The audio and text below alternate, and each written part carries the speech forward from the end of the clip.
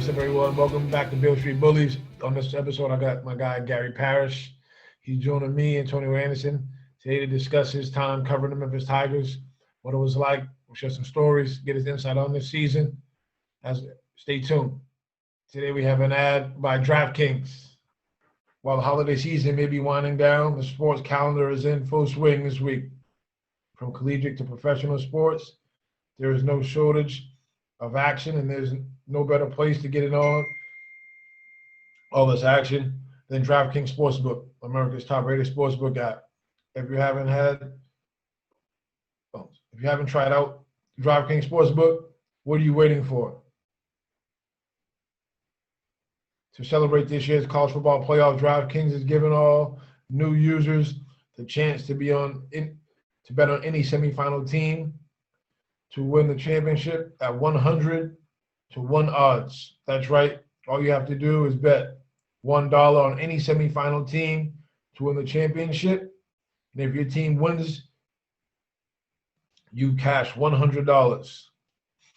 While we are all excited for football, let's not forget the 2021 basketball season just kicked off. Head to the app to check out all of DraftKings daily odds boosts. DraftKings is safe, secure, and reliable, making it easy for you to deposit and withdraw your money at your own convenience.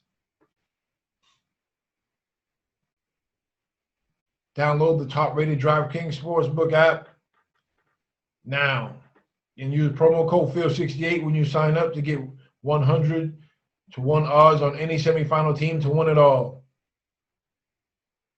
That's the code FIELD68 for new players to get a shot at $100 on any semifinal team this week for a limited time, only at DraftKings Sportsbook. Must be 21 or older. New Jersey, Indiana, or in Pennsylvania only. Sportsbook apply. See DraftKings.com/sportsbook for details. Gambling problems, call 1-800-GAMBLER. Or in Indiana, call 1-800-9-WITH-IT. A bunch of stuff. That's why I got you on here today with me. No, it's my pleasure, dude. There's not a thing you could ask me to do that I wouldn't do for you. So I appreciate you asking. No problem, man. I would love to start off and just kind of share a little bit about, your time when you cover Memphis basketball, and what was that like for you, as a reporter, and like how'd that go for you? It was my dream job. If you would have asked me coming out of high school, if you could have one job, what do you want that job to be? I would have said, I just want to cover the Tigers for the commercial appeal. And I ended up doing that at a pretty young age. I was the beat writer for 4 full seasons. I helped out for another one, but I was the full-time beat writer for 4 full seasons, which was basically lined up to Rodney Carney's career. It was his 4 years at Memphis. So it was my last year on the beat was your freshman season, that 2005-2006 season.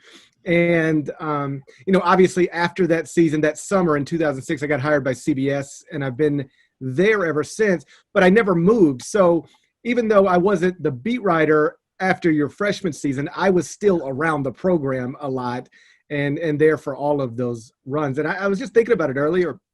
I don't even know if you remember this, but I actually came to Laurinburg while you guys were there and did a story. and it's sort of like the future of Memphis basketball is in Laurinburg, North Carolina. So I came there, and that's when I think I first met you.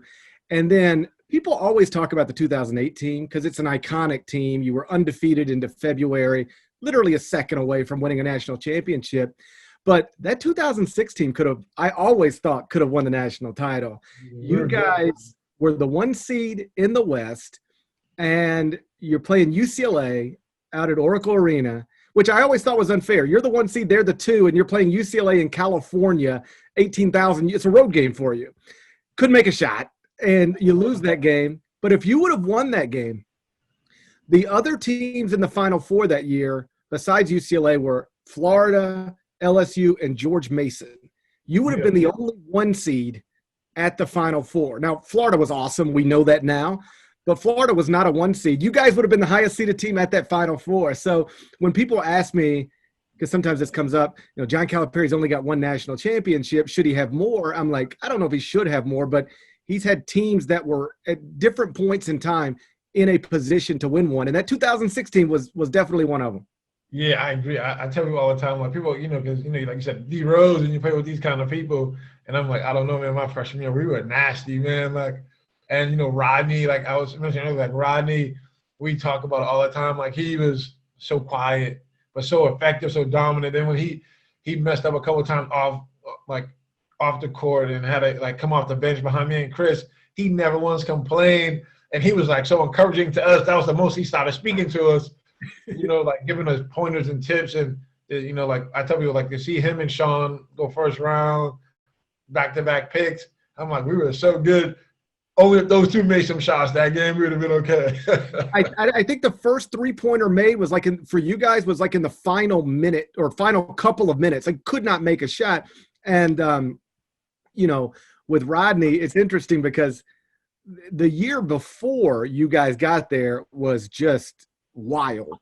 I'm sure you've heard all the stories that, you know how it is. Guys come back to campus in June usually, and you're working out all off season. That season, Sean Banks didn't come back until literally the night before classes. And he had lost a bunch of weight, and they couldn't get him to go to do anything. He and OG got into a fist fight at Texas. I mean, it was and it all led up to Darius missing those free throws in the conference tournament. But to go from that just circus to you guys coming in and really settling the program down and taking it to another level immediately, that was an interesting 2-year stretch for me, because I went from covering a team that nobody liked each other. They all hated that team was divided in two halves. And I remember Cal one time, I've told this story a million times, but Sean, he was on Sean from the day they got there, and they could just never get through to him. And Sean and Darius, the team had basically divided into Sean's guys and Darius's guys. And Cal stopped practice one time, and he said, I just want everybody in here to know, he's talking to the players, he said, I'm with the kid. He pointed to D-Wash. He said, I'm with him. I'm not with the other guy. I'm with him. So if you want to be with me, you need to come to this side of the room. That's how divided that team was. And then, of course, you guys get there and, put together what is. And I said this when it happened, and I think some Memphis fans took it the wrong way, but it was true, and it's still true today. You guys come in and deliver the best 4 years that we'd ever seen of Tiger basketball, and I think it'll be the best 4 years we ever see of Tiger basketball. I don't think that can ever be replicated. And my favorite stat from all that, I've told you this before, is that you play with Derrick Rose, you play with Tyreek Evans, you play with CDR, you know who you played with, Sean, Rodney. Every year you were on that team, you led the team in minutes played. You didn't lead them in scoring or whatever, but you were on the court more than anybody else. And I always, always understood that that's how much Cal trusted you. He wanted you on the court at all times. It was crazy because when we came into, I remember that first week of summer school, and we knew Sean was from there. Dre Allen had sat out there before. So, Dre comes in with me, Doja, Sean, and Chris, and all of us, and we're playing pickup. And the first day, D-Wash is like, man, none of these dudes are McDonald's All-Americans. Like, why you guys gassing them up so much, blah, blah, blah. And then, Sean Williams, Sean's like, shut the fuck up. We're all the same school, man. We got in the locker room. D-Wash was like, I was just joking. And Sean was just like, man, listen, man, we just came from winning 40 games. We're not here to lose. You guys sucked last year, man. We're going to come help you guys win some games. And they were all looking at us like, yeah, right, whatever. And then, as time went on, they seemed like after practice, and we always did everything together. And they started kind of joining forces with us. We just became a really good team. And, we kind of got D-Wash. D-Wash he had his moments, but, he became more of the team guy, was, very vocal and helping us younger guys and stuff like that. So it became something special, man. I think a lot of people see just the wins, but have you seen you get behind the scenes, you see the day in and day out how people deal with Rodney Coney, how people deal with Derek. Coach Cal deal with so many different personalities, it was crazy. I was shocked. Honestly, my freshman year, I got to play that much. I had confidence in myself. I'm like, holy shit, these dudes are good, man. Goddamn. It was I crazy. I can remember like you guys. It was one of your first workouts, and you're all there. You're all from different parts of the country. CDR's from Detroit. You're from Massachusetts. Joey's from Baltimore. Dozier's from Georgia. And so you all come to, and I just remember you guys were basically taking turns playing one-on-one and against each other, sort of filling each other out. And to watch you go, because this is also crazy because it wouldn't happen today. Cal let me in every practice. I was there every day. He can't let people in practices at Kentucky because there's too many people. Penny doesn't really open it up for too many people too often. I was the only beat writer. I was, it was, every day at practice, it was like me, Ken Bennett, Yeah. Wes was there. Leon Rose might be there. TJ might be there. But it was like I was the only media member, and so I got to see it every day. And so that was just helpful from a basketball education perspective for me to be able to see what it looks like every day, but then to watch it develop into what it developed into. Particularly considering I grew up a Memphis basketball fan. Those were good times, man. Yeah, man, it was awesome, man. Your time cover members. Who was your favorite guy in those 4 years that writing with you? Who was your favorite guy to cover, man? Why was that? What kind of personality did they have that kind of attracts you to want to cover that person? I'll be honest, and I'm not just saying this because I'm talking to you. You were always one of my favorites because you were always reasonable. You never acted like you were doing me or anybody else a favor when we needed you for something. I've been around enough basketball players and all athletes, all people.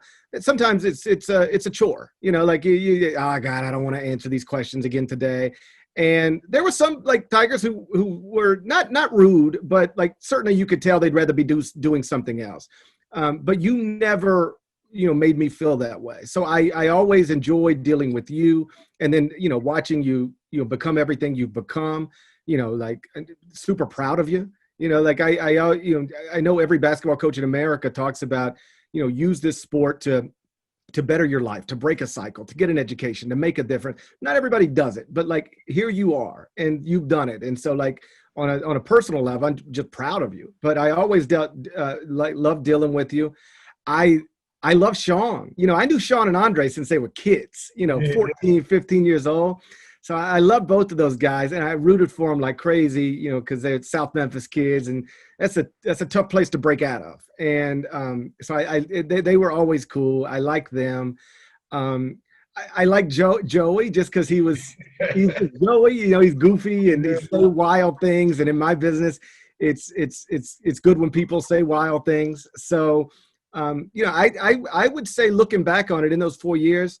I mean, the other, I got along with Jeremy Hunt really well. I know that he's had his bumps, both while he was there and since then. But on a one-on-one level, I like him a lot, and always found them to be easy to be around, easy to talk to. Billy Richmond was another one who was fun because he would say, just whatever you needed him to say and then some. So when I look back on those years, I remember basically everybody fondly. Even D Rose, he's at that time, very, very quiet. He didn't have much to say, but I never thought he was being rude as much as he just didn't have much to say. So I got along with pretty much everybody. It was, it was an awesome group of guys from, maybe similar backgrounds in a lot of ways, but from all different parts of the country, and just being around it every day. I look back on it and smile. How was that, man? And I appreciate you thinking same thing about me, because I think for me personally, I was just more of the, these people, that's their job, man. They cover us. They know they may not play, but they know, I'm like, man, you don't want people, oh, this kid's a bad person. The kid is, just being an asshole and things of that nature. And that's why for me, I didn't mind one bit. There was one time, I don't remember who the player was, but we were all in the locker room, because that's the thing. Like, I was at practice every day. I was in the locker room after games. I was I was at the Finch every day. And there was one player who was upset about something. Now that I'm thinking about it, it might have been Clyde Wade. And Clyde had gotten into some trouble. We don't have to rehash it, but he had gotten involved in some stuff. And it was my job to write about it. And I didn't write about it. I wasn't a columnist then. So it wasn't my job to say, kick him off the team or anything like that. It was just my job to say, hey, this is what happened. This is when he's doing court, whatever. And I remember, I think it was him. Like, and Clyde and I were cool. I knew him since he was in high school too. And if I saw him today, like the last time I saw him, it was, hugging each other. It was great. But in this moment where he's under a lot of stress, he was a little like, oh, you're going to write bad things about me again? Something like that. Yeah. And I remember Sean Williams stepping up and saying, if it was Clyde, but I vividly remember Sean stepping up in the middle of this locker room where, frankly, I'm outnumbered. And Sean stepped up and said, if you don't want GP writing bad things about you, stop doing bad things. And I thought, I was real appreciative of that, because sometimes you need a player to step in if a player is getting out of line. I'm not going to be able to tell somebody to calm down. That nobody's listening to me. But when Sean Williams steps up and says it calmed everything pretty good, and got a chuckle out of the rest of the locker room. So again, fun times. Definitely had a voice, man. That's one of my good friends. And, I met him that year in prep school and played against him AU before that. So it was definitely something to go for, man. Like, what was that like for you? I think at that time, Cal goes from NBA to Memphis, and then they have their years. He brings in D-Wag, and he has Antonio Burks, and they have some rocky years a little bit. They do well, then they do bad. And then he comes upon all 4 years. How was that? Like, did his demeanor change as a coach? Like the arrogance and things of that nature? Like, how was that dealing with him? I never really saw him change too much. And you're right. People outside of Memphis forget this, but those first few years were rocky. I mean, the first year he inherited a whatever roster, and they were not supposed to be good. But in year two, he had Wani, he had Burks, he had Kelly Wise, Scooter McFadden, Anthony Rice, Earl Barron, Chris Massey. Like, that team was supposed to be awesome, and it just wasn't. It was pretty good for a while. Then, if I remember correctly, Kelly got hurt, and then they just sort of spiraled. They ended up in the NIT. I think they had 3 NBA players on that roster, and they ended up in the NIT. And then, I think the first 5 years were not great. And I can remember, this is funny now, because, people would be like, I can't believe we're paying this guy $1 million. And now he makes $10 million. But it was he was not popular from day one. And then when you guys got there, the entire program just flipped. I mean, they went from struggling to make the NCAA tournament, struggling to advance in the tournament, to barely losing at all. And I genuinely don't remember him changing too much along the way. He and I had our battles, we cuss each other out on the phone.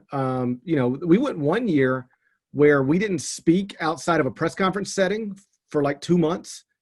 But ultimately, even when he thought I was wrong or I thought he was wrong, we always worked it out, and he never really held it was his decision whether I could be in practice or not every day, obviously. And even when I did things he didn't like, he would still the door was still open. He only shut practices down a handful of times the entire time I was there. And he had a unique ability to where I even if I knew privately he was pissed about something, whether he should have been or not, he just was. If I was then in a press conference and I asked him a question, sometimes Russell Westbrook will be no comment or next question. He won't even talk to the person. Cal never did that to me. In a public setting, he was always professional. And, obviously, now I haven't seen him in a while because of the pandemic, but every time I see him, it's good, I remember when Bradley was a baby running around the Finch Center. I watched Aaron and Megan grow up. I've known Ellen since, it's 20 years now. I saw Ellen last season at the Garden, and we spent, 10 minutes together talking. John was around when my first son was born. So I don't want to overstate it. We don't have family get-togethers, but when we see each other, it's pleasant. And when I see Megan or Aaron or any of them, it's always a good time. How was that for you? I heard a story that you were on a private jet to Bristol one time with Coach Cal. How was that? Oh, that was fun. So I don't even know that he really wanted me to go, but it was one of those deals where, Memphis played on a Saturday and they didn't have a game until the next Saturday. So somebody at ESPN was like, hey, you want to come, talking to Cal, you want to come be in studio? We got a doubleheader on Tuesday night. You could be our special halftime analyst, all that. He's like, sure. And, Cal, he's like, get me a plane. I'll be there. So they get him a plane, and he sort of randomly to me, because I was like, so what are you up to the rest of the week? We were just talking like after practice or something. He said, well, tomorrow I'm flying up to Bristol. I'm going to be in studio ESPN for their doubleheader. He goes, hey, if you want to go, you should go. And I was like, okay, I'll go. so then he was locked in. So it was me, Cal,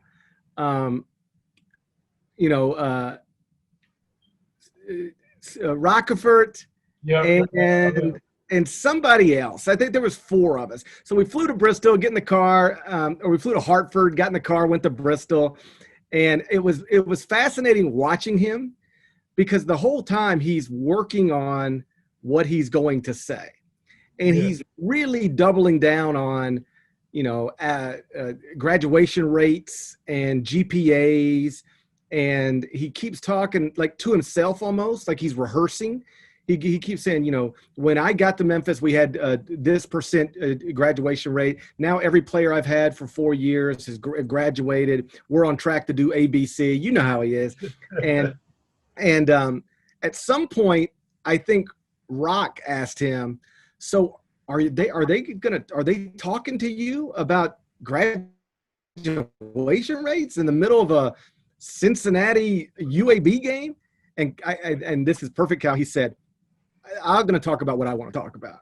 And if I'm on national television and I want to get a message across, then I'm going to get that message across. And sure enough, it's like I don't remember who was playing, but he had already called Hugs on the way and was like, I'm gonna pump you guys up on ESPN tonight and talk about your graduation rates and how good they are relative to the perception. So sure enough, they're at like halftime of a random game, and somebody's like, so John, before we get back out to Purdue, whatever, real quick about your Memphis team this season. You guys are off to whatever start. He's like, yeah, we're really we got a long to go, got some young kids, but we're playing well. But I'll tell you what I'm most proud of is that these kids really do it in the classroom. I mean, our GPA right now is 3.8. Everybody is on track to graduate, some early.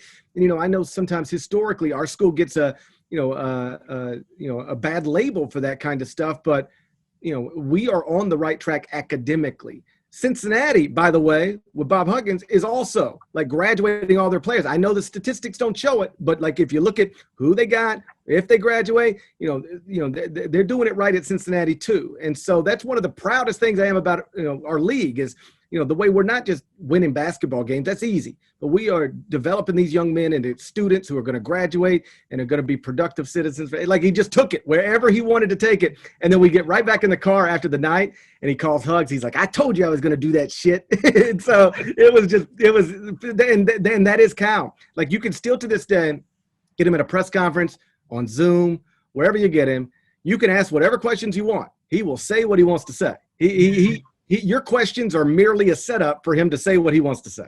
Yeah, I think playing for him, man, he was always very straightforward. Like, I think even when we were in Lombard, I remember we played in a showcase in University of Charlotte, and he comes down and he's talking to us, he's talking to me, Sean, and Dozier and Cooper, and he's like, man, like, I can't wait for you guys to get here. Like, you guys gonna help this program about. I'm like, well, like, man, so Sean being Sean, he's like, man, don't feed us no bullshit, coach. We ain't gonna play this time. We ain't gonna play. Like, man, I was afraid to say shit like that, But as you get to know coach gives you the freedom to speak your mind a little bit and things of that nature. That's why I'm so shocked. He's 1-6 right now because he has talent and he gives you so much freedom. The only way you like, if you abuse that freedom by like not doing the little things he's asking you to do, go to class on time and, you know, be at practice on time and do this and do that. But like other than that, he allows, if you can score, he lets you score. Right. If you know, he lets you do those things, which is why he's been successful sending guys to the next level. But what's your take now, being a longtime Memphis fan, like on the state of the program now? You know, it's not going well this season. You know, we don't have to lie to each other. You know, they have been favored in every single game that they played, and you know they've lost, I believe, 4 of them at this point. 4 losses to unranked teams, and so you know they're struggling on offense. You know, they still play hard and they still got some talent, but the offense is a mess, and it really has been all 3 years under Penny. Now, to his credit, he's not just digging his heels in and saying, well, this is the way we do things and it's going to work. Like, he's trying to change it and trying to fix it. But you would know better than I, given that you've been through it. I'd ask you, like, how difficult is it to change your entire offense in December? It got to be tough. I was saying that to some of my friends last night. We were watching a game. You know, when we came in, coach put in the dribble drive. And that summer, he's like, we're changing the offense. Well, like, shit, we don't even know the offense. He's like, it's even better because it's going to be harder for the older guys. We had things going, and it probably took us from when, you know, they start like the little, you get to practice like an hour or 2 hours a week or something like that in the summer or in the fall. Right. So he would incorporate the things in those things. And then in our individuals, he would incorporate certain drills. But it probably took us, man. We didn't, even our first year, even though we were good, like, we probably didn't get it clicking until like January to where we understood it. So when I see like, you know, oh, they're changing offense. And I think Penny is trying to simplify things now for them because, you know, people are looking at it like, oh, like he's doing this and doing that. But I think he's probably trying to make it simple. I was watching last night, little screen away, down screen, little flex screen, just the basics to kind of get them to like, okay, shit, like, oh, I can be open here or there. And I think they're going to be okay because they can defend, you know, and I think offensively, it's hard because, you know, Landers Nolly is a very good scorer. You know, DJs, they're all trying to find themselves. And I'm like, man, I think, like, if they're playing for the NBA, that is showing. But if they're playing to win, it'll flow. You know, I think they're all pressing a little bit, too, to put up numbers and try to get out. And, you know, it's kind of hard when you do that. You can't play. You won't never play well. I would contrast it with, you know, your guys, whatever team from your 4 years. Like, you guys had clearly defined roles, whether Cal gave them to you or whether they just sort of developed on their own. But like, you knew what your job was, and Joey knew what his job was. And even when D Rose comes in, and you know he's, you know, an otherworldly talent, he didn't come in and you know, he wasn't trying to be the leading scorer. He wasn't trying to get every shot. He was the most gifted player on that team. CDR was the first team All-American. And so I always, you know, I look back on those teams and like you knew, and I'd let you describe your job better than, you know, you could do it better than I, but like, you know, you're going to be big physical guard. You're going to handle the other team's best perimeter, you know, scorer.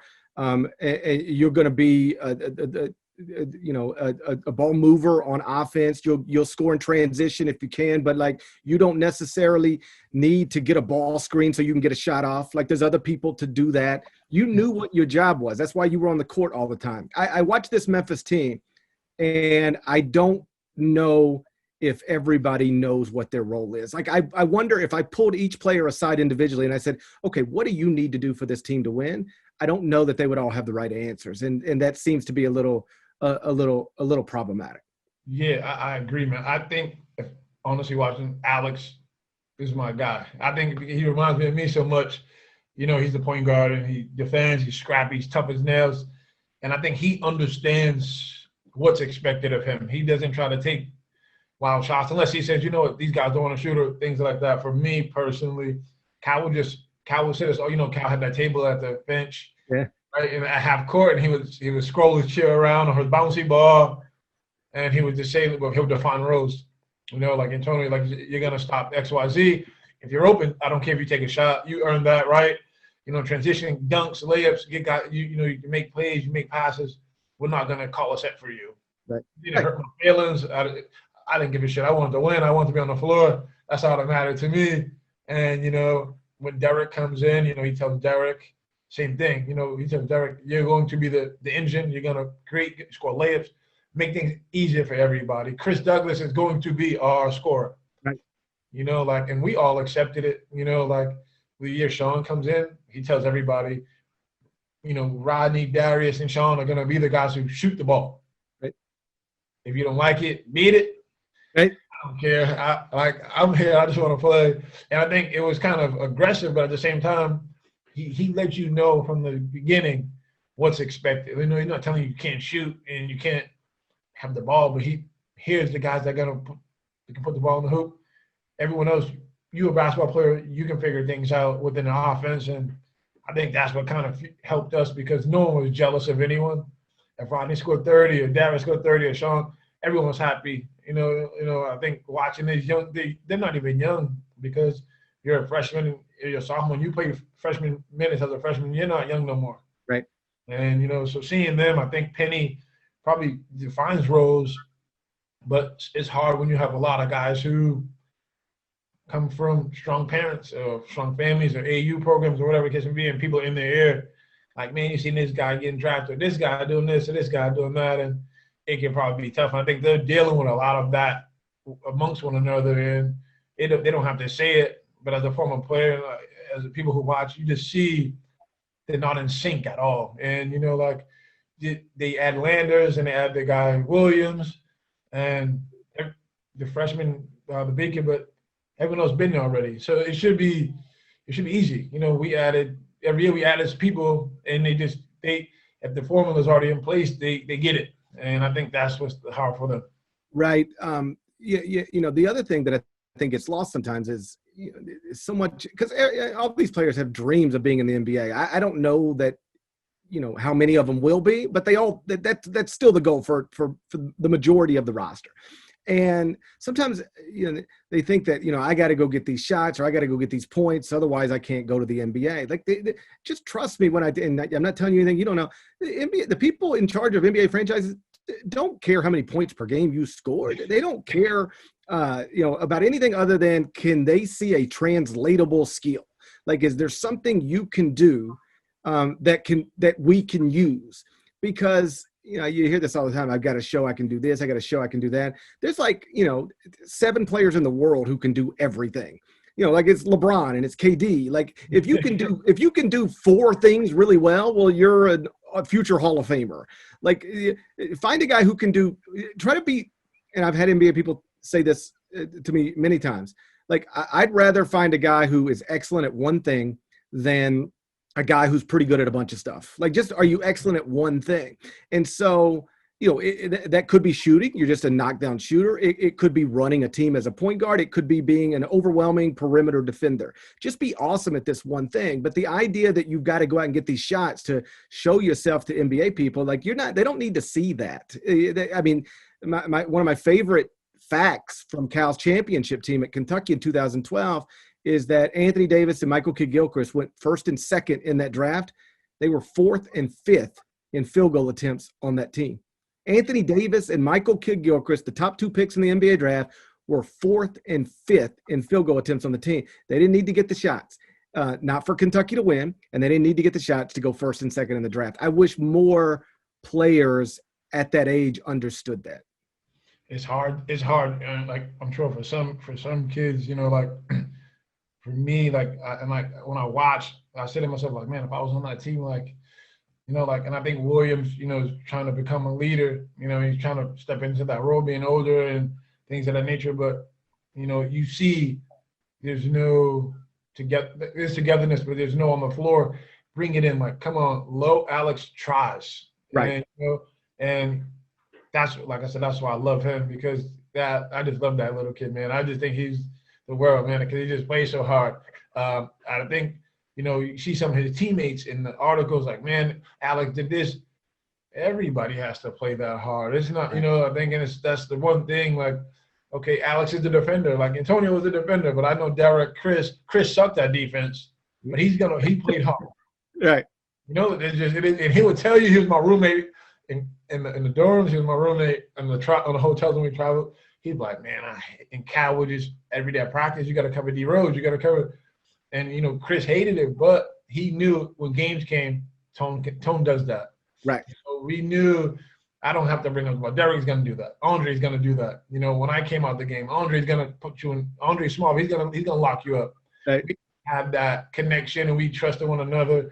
And I think watching too is I see like they sub. They constantly sub 3-4 guys. It's hard to get into any kind of rhythm, like playing 3-4 minutes coming out. 3 minutes, like it's hard. And I've always thought that, and like I acknowledge up front, I'm not a basketball coach, but the most successful basketball coaches that I've been around, they pick their guys. Okay, here's my 8, here's my 9, whatever the number is.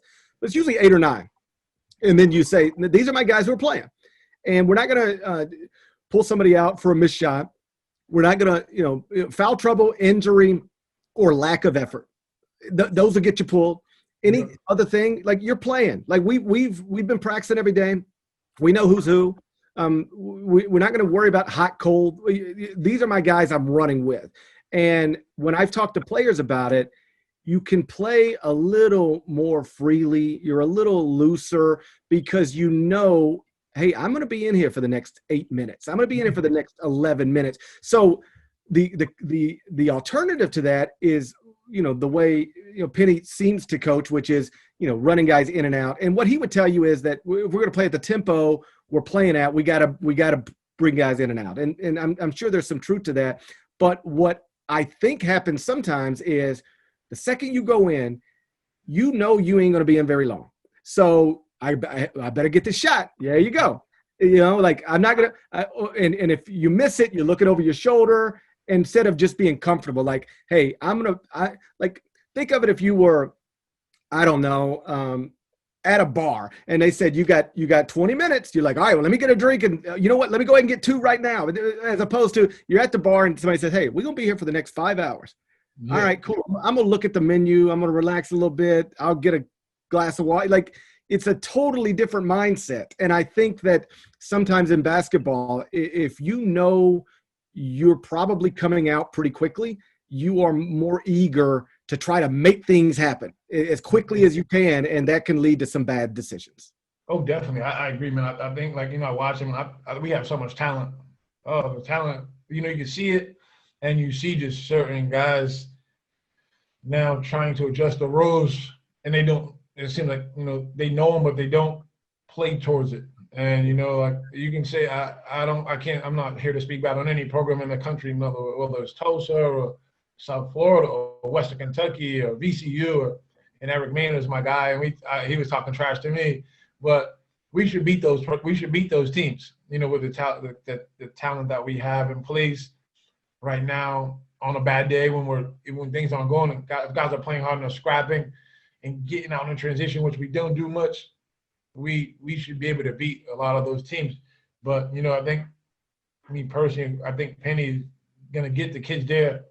Now it's a matter of himself, the guys on the staff coming together and kind of getting these guys rolling a little bit. I don't know how it operates. I haven't been to one practice, but for instance, like when Kyle was there with us, certain things like DK would do, certain things Barbie would do, certain things Robic would do, certain things Ross Strickland would do, Orlando Antigua they would do, Chuck Martin. They came into practice and it's like, holy snap, how do they know like what time? And now you look back, they had the sheets and it was so structured and they had their segments and they did Orlando would do things with the bigs and the defense and the shuffles, and I don't know if it's just dominated by Penny or if it's dominated by certain coaches, but it gotta be because these kids coming off and like everyone is kind of, and when we came off, you knew what coach to go sit next to. You knew what they were going to say, and it would just made things a lot easier for us. I've been in, some shoot-arounds, and I will tell you that the attention to detail is impressive, and it's not just Penny's voice. When Mike was there, Mike had a voice in these shoot-arounds. Cody Toppert had a voice in these shoot-arounds. I honestly think sometimes they overload them a little bit, like with the attention to detail. Like I remember one time I was talking to Penny before a game, and he was talking about the previous game, And he said, yeah, we went in at halftime and we showed him film. And I had never heard of a college basketball coach showing film at halftime of a game. I mean, did you guys ever do that? No, never. Right. I had never heard of that. And so I even asked some college coaches, like, hey, do you show film at halftime ever? And they're like, no, we don't do that. And I'm not saying it's wrong. I'm just saying it's unusual. And so I remember one of the things, Cal, and you could speak to this or correct me if I'm wrong, but like if you guys had a game tomorrow against East Carolina, Cal wouldn't talk about East Carolina until 10 minutes of the last practice, like the practice before the game. Robic would come out for 10 minutes and run you guys through like 3 things, and that was it. And I remember talking to Cal about it one time, and he said, I don't want them thinking too much. I don't want them worrying about every little thing because they're not equipped to handle it. Let's focus on these 3 things, and if we're great at these 3 things, we're gonna be fine. And so, like, the prep for the opponent was always pretty done pretty quickly. And I contrast that with, I think the intentions are good. Like when you sit down and talk to Penny or Cody Toppert about what they're trying to do on offense, it sounds great. And they know exactly, they could pull out a piece of paper, draw it up. Okay, ball screen here. Now we're going to put the ball here. You got a shooter here. It all makes sense. And I'm sure the players understand it in film room. Like you can stop the film and say, all right, Landers, what are you supposed to do here? And he's like, I'm supposed to hit this shooter, coach. Exactly right. But I'm sure but then when they get in the game, it doesn't work. And I think sometimes, Penny was an amazing basketball player, amazing vision, amazing mind. He could see things other people couldn't see, and then he could do things other people can't do. And I think sometimes when that's comes so easily to you, you don't understand why Alex Lomax can't do the same thing. Like, hey, Alex, why didn't you see that? Well, because he's not you. That's the most obvious answer. So I think sometimes they've been maybe overloaded a little bit with information, and then I don't want to oversimplify it, but they talk all the time about a NBA offense. It's hard to run an NBA offense without NBA players. Like go try to run the Houston Rockets offense without James Harden. That's not going to work anymore. And so I think you're right. Penny is now simplifying it a little bit to try to make it less about reads and more about just playing basketball. And I think that'll be helpful. But, I've been around this long enough to know it can be hard to try to adjust on the fly in the middle of a season because, it's a difficult thing to do. Yeah, it is, man. I agree. And I think especially right now at the time where your kids are already struggling, thinking a lot. I think, Callie tells us all the time, you think you stink. And for us, we're very good defensively. And when I watched them last night, I watched Alex, who could defend. DJ Jeffries can defend. And if Landers Gnarly can defend. And you watch these guys. And like Cal will tell the guys on our team, okay, Antonio has Rob McIver. He's going to shoot a lot of threes. He's going to shoot every time he touches the ball. Like Antonio's going to fight over every screen. You're going to hedge and get back. It made their jobs easier. Right. I didn't know how to fight every screen, but he knew I could do it. There's going to be games where guys light you up a bit and they score on you, but my teammates knew Chris and those guys, they knew, like, we don't got to do too much. We don't got to overhelp. We don't got to – because I tell them, you don't got – let them, if they beat me, Joey's behind me. Right. So 2 people who are defensive-minded, which helps. And I think that should help Memphis because Musa is back there. He's a little undisciplined right now. He's young. He's a freshman. But, as time goes on, they have to be able to trust him back there. And it's crazy because Joey was Joey. And he could be a knucklehead at times, but he didn't foul out of many games. He'll get in some foul trouble sometimes, and you're like, damn, we miss him. But for the most part, he knew when to go block a shot or when he could – people were intimidated by him. So they would just throw the shit at the rim before he even gets to him. Right. I just thought, like, man, I want to share input because, like, I know you're diehard Memphis fan, and I watch it, and I'm yelling at the TV, and I'm like, come on, like it's just being a former player there, man, and I know how much it means to the city.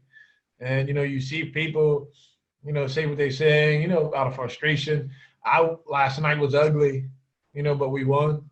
So, I think the one thing maybe, like, to build off of, like, one thing I loved about Cal, I think my favorite thing, honestly, was when we watched film, we never seen anything bad. He never showed us anything bad. Like if I had 10 turnovers, I didn't see one of them in film. He never wanted us to go out of the practice court or like after meetings upset or just thinking about anything bad. Showed us when I took a charge or when someone did something well, if Joey made a free throw, just encouraging things for the team. And like we kind of like built off that, you know. And I think if I can say one word, like we spoke on earlier, was roles would be the biggest thing for me that this team has to find because so talented. And now, like I said, watching yesterday, I was intrigued to see like, oh, what Penny's gonna install, and it is so simple. He's making it. Him and Cody, they're making it. Okay, you guys, it can't be no easier than this. Right. You know, like you hit, you cut, you screen it, come off the flex, and you down screen, you come up, got a shot, take it, and he kept running. He milked it, and like you gotta love that because like you guys gotta learn this. And I think hopefully they can get it together because I think they're missing the fans. That's another thing I said. And I could be biased, but I played there, and those fans get you kind of going a little bit. You come out here, the music and people dancing, and it's like, oh man, like. Well, especially in this league, like Memphis has a massive home court advantage because there's, Wichita State's got a great crowd. Cincinnati's got a great crowd. That's probably about it, usually. And so you lose that home court advantage that can get you going and can also be intimidating because if you're a South Florida player, how often are you going to be in an NBA arena with 18,000 fans booing you, screaming at you? Like that's not a normal thing. If you're a Big Ten player, then you're doing that every night on the road. But like for South Florida or East Carolina or, whatever, you're not used to that. And it can become overwhelming, and to not have that home court advantage, I don't think there's any doubt. It plays a role. Like that FedEx Forum fielded capacity is worth probably 2, 3, 4 wins a year, just like getting you through a bad stretch, overwhelming another opponent. And to not have that, it's it's not unique to Memphis. Nobody has that this season, but it's noticeable, sure. Like you could, reasonably assume that, comparable teams are going to take losses inside that building because it's hard to win on the road in a place like that. And now it's just a big empty building, and it's just a different environment completely. Yeah, it's definitely tough. I see now, like even like Providence, they don't play in the Dunkin' Donuts Center no more. They play in their gym on campus because it just makes more sense. Right. You know what I mean? So what do you see? What do you see from the team this year? Do you think? I know you're an NCAA guy, the brackets and stuff. Like, what's your vision? Like, I know there may not be no NIT or anything like that, but what do you see this team ending up this year? It's going to be tough for them to get there, not because they can't get good enough to get there. It's because, right now they're sitting here with 4 losses to either, okay or, mediocre opponents. And the problem in this league, like it sort of cuts both ways. If they were in the Big Ten right now, they'd get eaten up. They might go like 3-17 in the league because there's like 9 top 25 teams in that league. It'd be tough to get any wins outside of maybe Nebraska. But the good part of that would be you could sit here on December 30th and say, hey, listen, we've got, 8 more games against top 25 teams. Like we got plenty of opportunities to build our resume. In the AAC, you don't have the opportunities. I mean, Houston is, last time I looked at it, the only top 50 team in the AAC right now. So how do you get enough good wins to offset these losses when they're not even on your schedule? That's a problem. The computer numbers are now not good. They're outside of the top 60 at KenPom. You usually got to be inside the top 40 to feel good about going to the NCAA tournament. They got a long ways to go to get there. So the good news is that in this league, the talent will win a lot of games. The talent will get them by. They're not, I don't think, at risk of like finishing with a losing record or anything like that because they're just going to have significantly better players than most of the teams they play. But my concern would be, have they already done so much damage to their body of work that there's no way to make it look good enough by Selection Sunday? I guess I'd bottom line it this way. My guess is, I'm certainly not hoping for this, my mother text messages me frustrated every time the Tigers take a loss. I want her to be happy, but my guess is that they're going to head into the AAC tournament probably needing to win it to make the NCAA tournament. I appreciate. I think they have like I said, we both said it. They have the ability to do so. Right. I think me personally, hopefully it clicks at that moment that they get it going because I think we lost to Tulsa in the game we should have won. Tulsa now then beats Houston at home. Now I don't know, you still got to play Houston. You may have to play Tulsa again. I don't know how the league schedule's working with the COVID. They still got 2 games against Houston, and then you could get Houston again. So, I mean, you could end up with 3 really good wins if you were to sweep Houston in the regular season and play them again in the tournament. But you got to get drastically better if you're going to go beat that team 2 or 3 times. Yeah, definitely. You got to, because I watched them and they're fast, they're scrappy, got a lot of veterans, and they know their role. I think that's the one thing that helps Houston a little bit. But overall, I think Penny's turning the table a little bit from what we seen from the previous years before he came. Not saying it was bad, but it was just it's been the same. Right. Still haven't been in the tournament and things of that nature. It's man, come on. If you're in the city, in a school like that, the facilities are ridiculous compared to when I was there. Right. You got to be able to make it happen. And I think, I heard Penny say before, these kids also have to understand what they're playing for. And it took me a little bit to understand it, maybe, but when you understand how loyal and how dedicated these people in Memphis are to that basketball program, you get a feel man, I have to play my ass off. Right. No matter what, people in Memphis respect grit and toughness over 30 points a game. And you understand that when I'm wearing this jersey, this runs across my chest, these people are going to go above and beyond to lend a hand, things of that nature whenever time comes. And it's ridiculous because even myself, people are oh, why don't you come back to Memphis and work and we can help you get a job.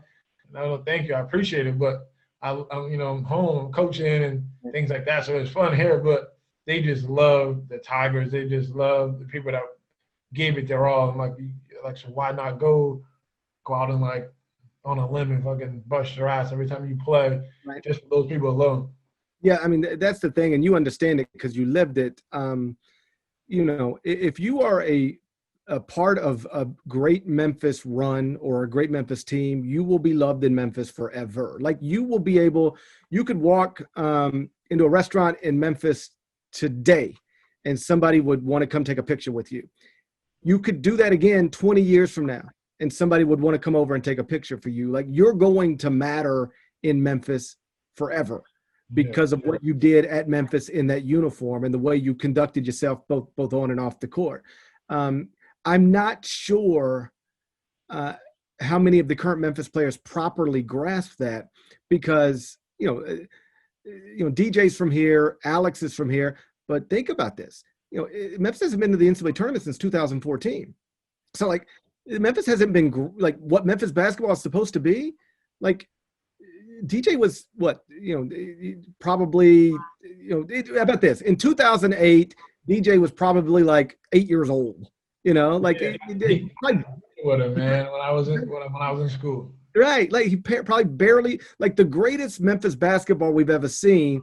These Memphis basketball players didn't see it. They don't remember it. Or if they do, they barely remember it. So I think sometimes you need to properly grasp what it is you're doing and who you're doing it for. And the great thing about that run you guys were a part of is that, yes, you come in, then Rodney leaves, Sean leaves, and then, D Rose comes in, Willie Kemp comes in, then, D Rose leaves, here comes Tyreek.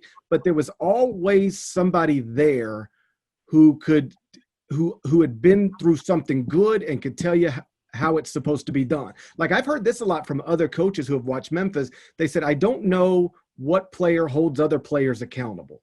Who is the guy who can not disrespectfully, but who's the guy who can grab somebody and say, that's enough. You're not doing your job. Whatever. You could do that. You could have grabbed D Rose. You probably did in that 2007. He's about to be worth $200 million. He's about to be the number 1 pick in the draft, a future MVP. But if you told him, hey, you're getting too wild, hey, slow down, he listened to you. You could hold him and anybody else accountable. And there's a real value to that on a team. And I don't know that this Memphis team has that right now. I think you're right. I think Alex tries, but he certainly doesn't have the presence where I feel like you basically at any point in your 4 years could have said, all right, stop, let's talk. And everybody would have listened and shown you respect, and you could have gotten it straightened out. I don't know that they have a presence right now in that locker room from a player perspective like that. And sometimes, I've had coaches tell me the best teams I've ever had are teams I didn't have to coach. My players coached themselves. Not that, they were in charge of the game plan, but like they kept each other in line. They held each other accountable. If somebody I remember John saying this all the time, like, I shouldn't have to yell at you to run. I shouldn't have to yell at you to work. Like, let me yell at you when you miss an assignment, but don't make me yell. Don't make me coach effort. Don't make me coach effort. Don't make me coach, the things that you guys should automatically be doing. And if you're not, one of your teammates should be holding you accountable. I think some of your best teams had that. And I don't know if this team does. Yeah, it's tough. And this team, honestly, it reminds me of the team my senior year with Tyreek and all of us. We lose Chris and we lose Joey. And for me and Dozier are still there. Two guys who started, I started 4 years, Dozier started for 3, and we been through it. And, I kind of sense that's what they're going through. And we struggled in the beginning. We go down to Puerto Rico, we lose to Xavier, and we're frustrated. And we get in the locker room, and Tyreek's in his locker crying. Wesley Witherspoon's in the locker crying. And I'm like, holy shit. I'm talking to him, and then Chris Douglas is in the NBA at the time with New Jersey, and he calls me. He's like, what the fuck is going on? I'm like, you're better than this. Like, you got to get this, and me mentally, I was like, damn, I'm missing my boys. Like, my gosh, but he was right. So I get on we get on the plane, and, we all got our own little space, but I tell those two, sit with me a little bit. And we sit down, we're talking, and we get back. And then, Tyreek, was on the wing at the time. And then I told Coach Strickland, I'm like, man, I'm not a point guard. I can't, I know he wanted, Coach was trying to get Tyreek to score, make things easier for him. And Coach Strick's like, Tony, you need to tell Coach, he trusts you more than anybody. So we get off the plane the next day, man, I call Coach Kyle. I'm like, Coach, man, can I come by the house? He's like, come on, sure. What's going on? Everything good at home? I'm like, oh, no, that's fine. I'm like, Coach, I'm not a point guard. I'm like, in order for us to win, Tyreek has to go to the point. He's honestly unstoppable with the ball. He can score at will. Man, we get that boy the ball. Won 22 games in a row. He never lost again till the NCAA tournament. Lose to Syracuse, and then we lose again in the Sweet 16. But it was get out the. No, you went to, if I remember correctly, you go to Gonzaga and blow them out. Yeah. And that's interesting. I had never heard that version of the story, but it's perfect, and it encapsulates everything we've been talking about. Who on this team would go to Penny and say, I can't do this thing that you're asking me to do? I don't know. Most players be like, I am a point guard, even though they're clearly not. You knew, hey, I can't do this. This is not where I need to be. This other guy needs to be doing this. And that shows a level of maturity. It shows a level of understanding, and it takes some humility. Particularly, you've been starting for 3 years. You've been in a national championship game. You've been to 3 straight NCAA tournaments. You've played with NBA players. It takes a level of humility to then say, Coach, I appreciate the opportunity. We're not going to be great with the ball in my hands. You got to let me do what I've been doing, and let's put the ball in the hands of our next lottery pick.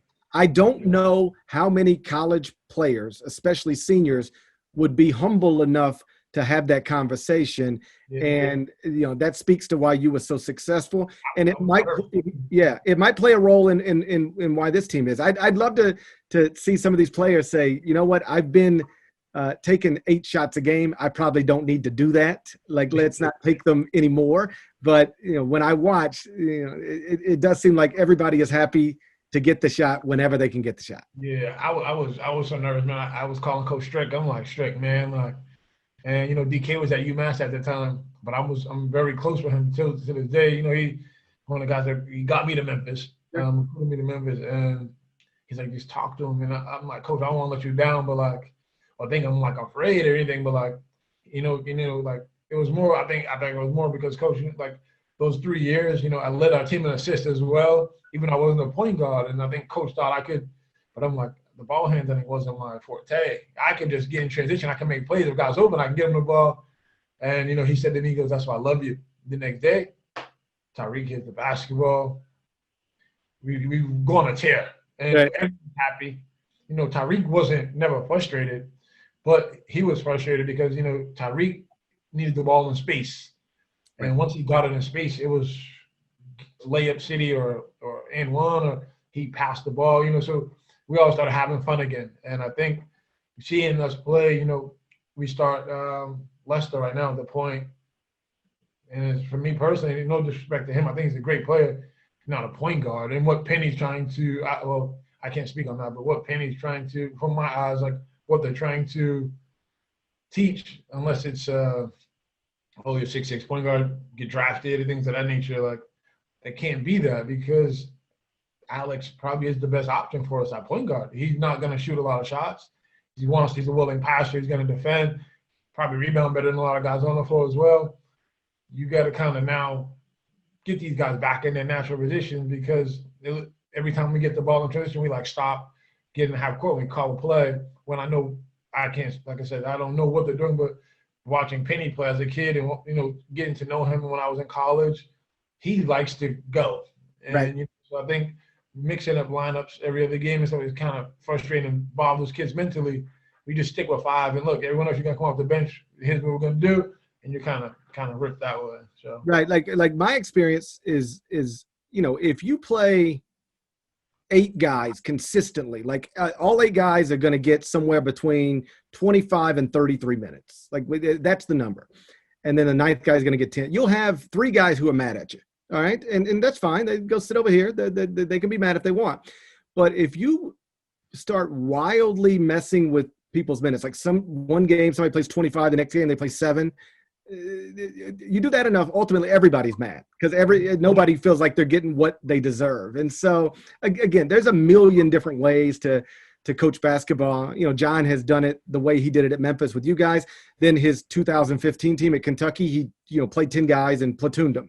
You can do this a lot of different ways, but I do think sometimes simplifying it is and really dribble drive. That was a simplified offense. I mean, it was we got better athletes and let's get people going downhill. And then, I've wondered, and I'm not advocating they should switch to that now, but like everything I hear is like Landers Nolly can go get a shot. DJ can go get a shot. Boogie can get a shot.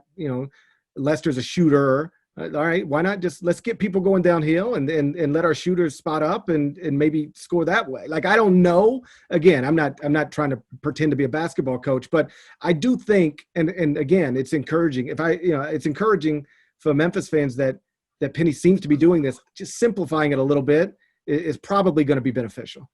Oh, definitely, man. And like, I think my last question for you would be like, for me, I know Penny diehard, Memphis, everything. Sure.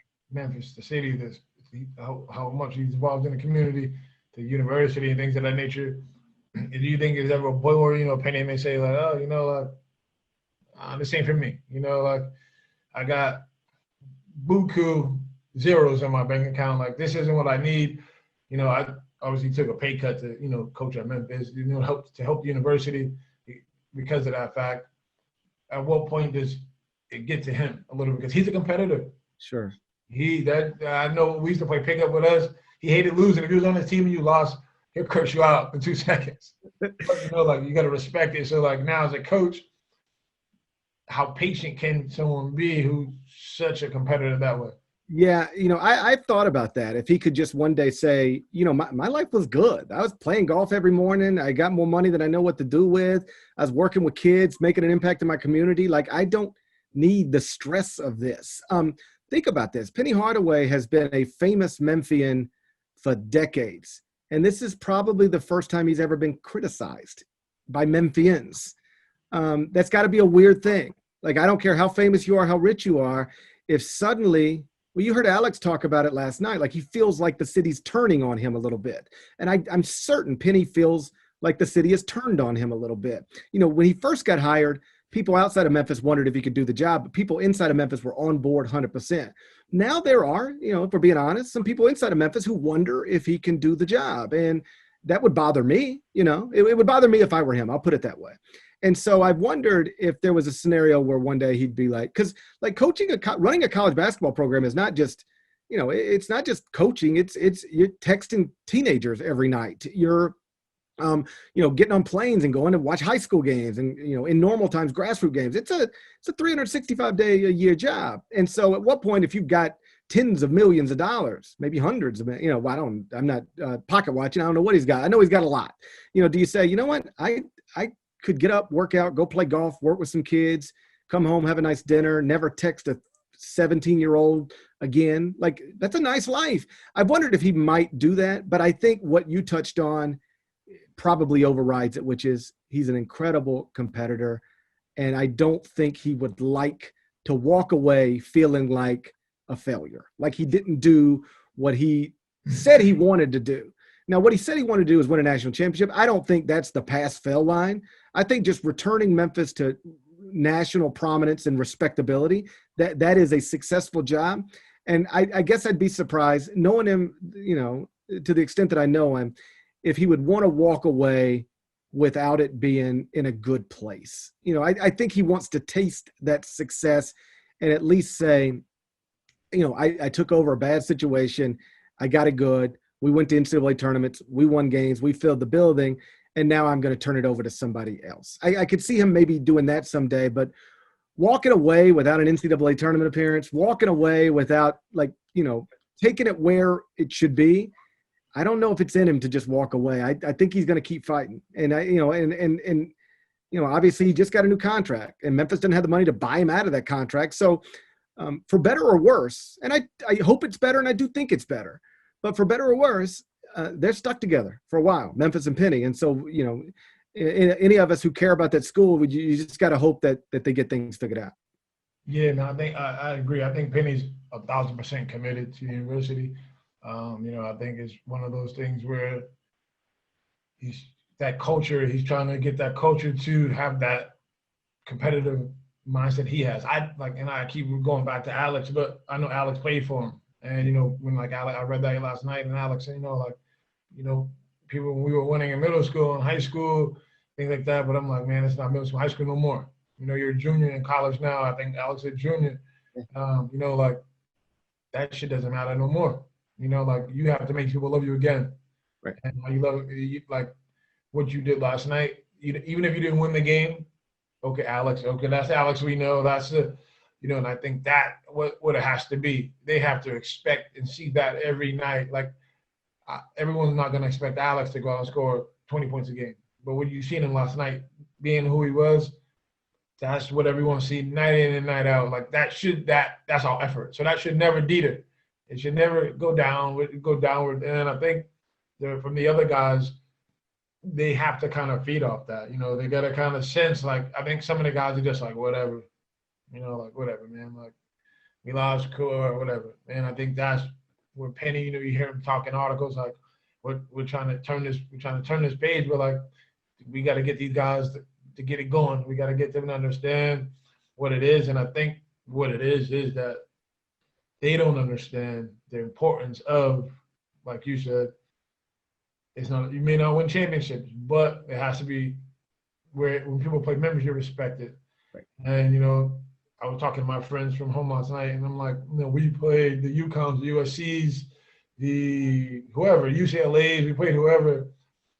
There was probably not one time in their mind, they may have said among to another, but they're never going to be like, oh, we're going to kill these dudes. No, you didn't think that way because we honestly will play UCLA or whoever, and we would think, we're going to kill them. Like we felt and we knew we're better than a lot of teams. And, like you said earlier, our first year we lost to UCLA. Maybe we were a little too overconfident because we had about 25 points in the beginning of that year in the Garden. At the Garden. I was there. And after that, did you guys play Duke at the Garden? We lost by 2, yeah. Okay, so I remember that, and this speaks to exactly what you're talking about. So you guys destroy UCLA, and then you play Duke, and Duke might have been ranked number 1 in the country. They were up there pretty high. Yep, they were too. Okay, there you go. And I remember after you guys beat UCLA, the media was there, and they were talking to Andre Allen for whatever reason. And one of the questions was, so what's it going to feel like to play Duke? Because it's Duke and Coach K, and and I remember Andre Allen saying, what's it going to feel like for them to play Memphis? Like he's like, don't ask me about playing. We don't care about Duke. They're playing Memphis. Like, and that swagger was, I think, a big part of what you guys were able to do. Like you were confident without being cocky, confident. Like you had a sweat. People knew they would walk when you walked on the court with Memphis. You were dealing with some dudes that could punk you by 30. Like when you guys ran through that 2008 tournament and D Rose, like in consecutive games, destroys Drew Neitzel and Augustine and DJ Augustine and Collison, yeah. And I think Collison like checked out of the game. Like like his 5th foul was like, just get me out of here. That's the way I remember it, at least. Like, yo, get me out of here. And you guys were, you were up $1 billion on Michigan State at the half. Like you had a certain aura to you walking a bit. Like, you looking back on it, people thought, oh, Memphis is the most talented team in the country. UCLA was the most talented team in the country. They got Collison, Westbrook, Kevin Love. I mean, Kevin Love and Westbrook might both be in the Hall of Fame someday. So, but you guys carried yourselves. Like, we don't think anybody in the country can beat us. And you're almost right. And I don't know that this team carries that same sort of Memphis swagger. And I think it's probably because they never seen it and they're not old enough in many cases to remember it. Yeah, no, I agree, man. I think hopefully they get to it, man. I know Penny personally, and I don't even think I know what he wants out of them. He wants them to carry that same swagger that we had, the same swagger he has. Like Penny, when you hear him speaking, he walks into recruiting places. I know some AU guys here, like the guy Musa played for Expressions, and like my guy TJ, and like a bunch of people, and they're like, like they tell me, like, man, when Penny walks into recruiting, he walks in there like, I can get the same guy John Calipari can get, Coach K can get, and he has that confidence. And now his guys have to have that same, because with Coach Cal would come in and say, like, we got this person coming in, like we got, and we had 3-point shooters, Donald Mack and Rob Sally, these guys, and Coach Cal would just tell them, you have 3 shots. You got to pick one, you're coming out. Right. But they knew what he was going to say. Don't go in there and try to shoot a layup or try to do anything crazy, because you're here to make threes. If you can't make one, sit. Right. And, right. It was just, roles were defined. Everything was understood. You were upset, and Coach Cal's favorite line, you don't like what I'm doing here, as you probably heard him say to plenty of us, I'll sign your scholarship papers. You can transfer. I help you find somewhere to go. You can be happy, shoot 30 shots a game, and I think that's what we're missing. And I think once we get back to that, I think which we can get to, and, like, I don't know everyone on the staff like that person, but I know Cody, who's an awesome dude, Penny, awesome, man. I think we have the right coaches there, man, the right people in place now. We're just among the guys to come together and kind of say, you know what, we dealt what we dealt, man. Let's go start punching people in the face. Like, we're not making shots. We'll get turnovers to get easy layups and get dunks and kind of get people to what they were turning South Florida over last night. I'm like, oh, that got to be us. We can turn people over. That gives us easy offense. We struggle setting up plays, and we struggle in half-court sets.